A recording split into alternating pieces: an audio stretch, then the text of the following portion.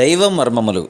సహోదరుడు భక్తి సింగ్ గారి అనుభవంలో దేవుడు ఆయనకు బయలుపరిచిన దైవ మర్మములు. ఆగస్టు 27.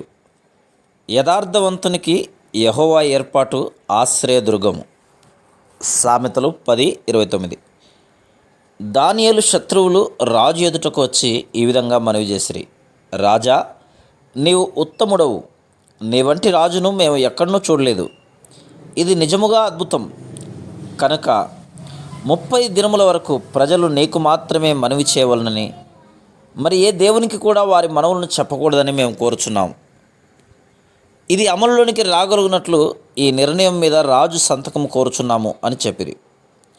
ఆ రాజు ఈ మాటలు విని పొంగిపోయెను.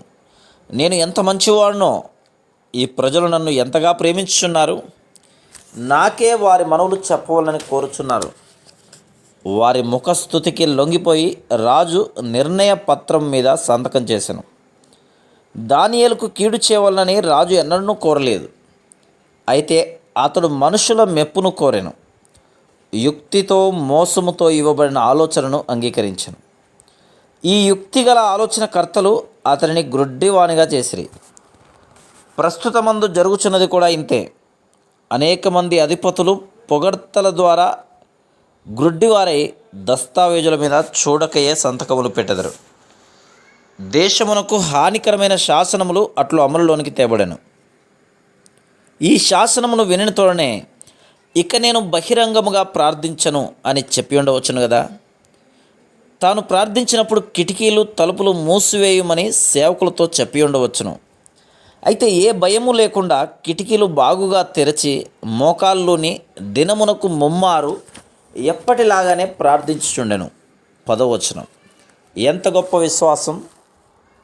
43 సంవత్సరముల శిక్షణ పూర్తి అయిన తర్వాత ఇప్పుడు దానియేలు అంత్య పరీక్షను ఎదుర్కొనుచున్నాడు.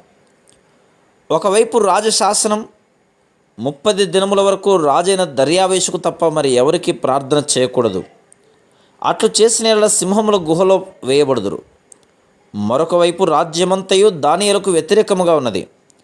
అతనికి సహాయం చేసి అతనితో నిలుచువారు రాజ్యములో ఒక్కరును లేరు.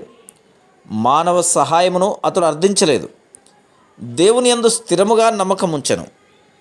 ఇంతకు పూర్వం ఎట్లు ప్రార్థించేవాడో ఇప్పుడును అదే రీతిగా కిటికీలు తలుపులు తెరిచి దేవుని స్తుతించుచుండెను. జయించుటలో ఉన్న రహస్యమిదే. ప్రభువును స్తుతించి ఆయనకు కృతజ్ఞత చెల్లించుటకు నేర్చుకునము. శత్రువు నీకు విరోధముగా పనిచేయుచున్నను నీ మనస్సులోనికి ఏ సందేహమును భయమును ప్రవేశించనీయకుము. Praise the lord.